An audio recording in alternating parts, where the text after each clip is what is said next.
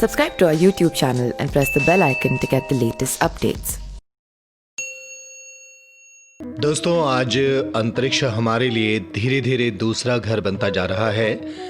क्योंकि बढ़ते समय के साथ हमने इससे बहुत बड़े हिस्से को काफ़ी हद तक जाना और कई जानकारियां हासिल भी की। हम आए दिन अंतरिक्ष संबंधी मिशन और ऑपरेशंस के बारे में पढ़ते ही रहते हैं और हमारी उत्सुकता भी बढ़ने लगती है। अब तो ये जायज़ ही है कि इसके लिए अंतरिक्ष यात्रियों को ही अंतरिक्ष में भेजना पड़ता है, जिन्हें विषम परिस्थितियों में अपना समय गुजारना पड़ता है और ऐसे में दुर्घटना का होना भी लाजमी है। यात्रियों को वहां हर एक स्थिति को अपने नियंत्रण में करने का भरसक प्रयास करना पड़ता है। 50 सालों से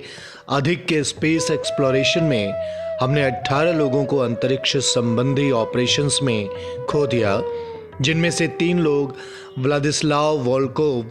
जॉर्जी देब्रोवोल्स्की और विक्टर पतासिएव 1971 में एक मिशन के दौरान आउटर स्पेस में किसी दुर्घटना की वजह से मारे गए थे। पर दोस्तों, जैसे जैसे स्पेस ट्रैवल्स और जर्नीज को आम लोगों के लिए अफोर्डेबल यानी सुलभ किया जा रहा है, संभावना है कि भविष्य में और भी स्पेस डेथ के संबंध में खबरें सुनने को मिले।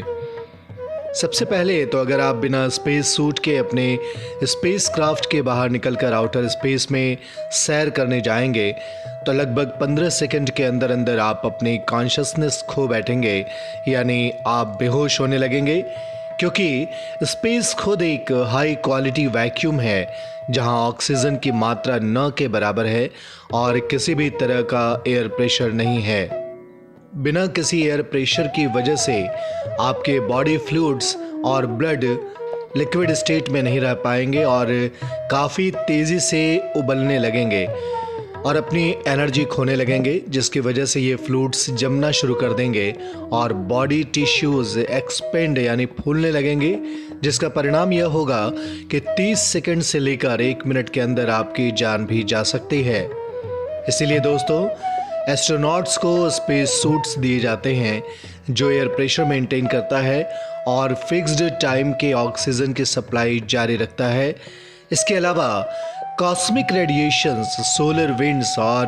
स्पेस डेब्रीज की वजह से भी आउटर स्पेस में आपकी जान जा सकती है। हालांकि अब टेक्नोलॉजी और मेडिकल साइंस में इतनी डेवलपमेंट हो चुकी है कि स्पेस में किसी भी तरह की दुर्घटना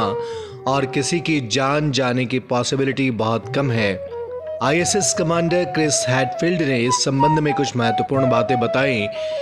अगर कोई एस्ट्रोनॉट दुर्भाग्यवश यदि आउटर स्पेस में मर जाता है तो सबसे पहले क्रू मेंबर्स द्वारा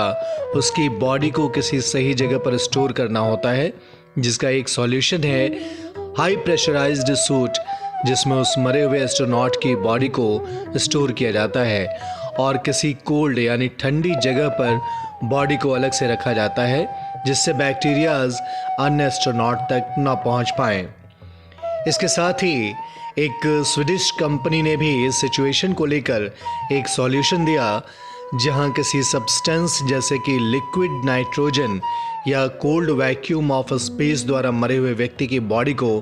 फ्रीज यानी जमा दिया जाए, जिससे कि उसकी बॉडी को छोटे छोटे फ्रोजन यानी जमे हुए टिश्यूज में बदल दिया जाए, जिससे वो बॉडी ज़्यादा स्पेस भी नहीं लेगी और किसी तरह का कोई जैविक खतरा भी नहीं होगा।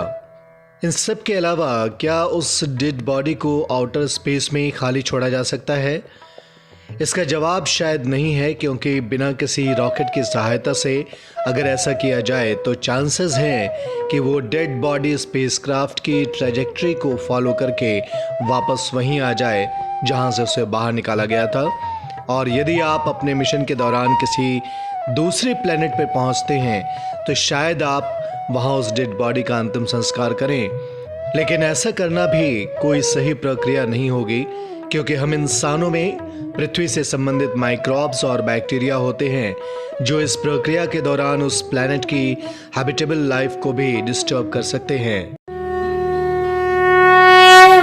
Subscribe to our YouTube channel and press the bell icon to get the latest updates.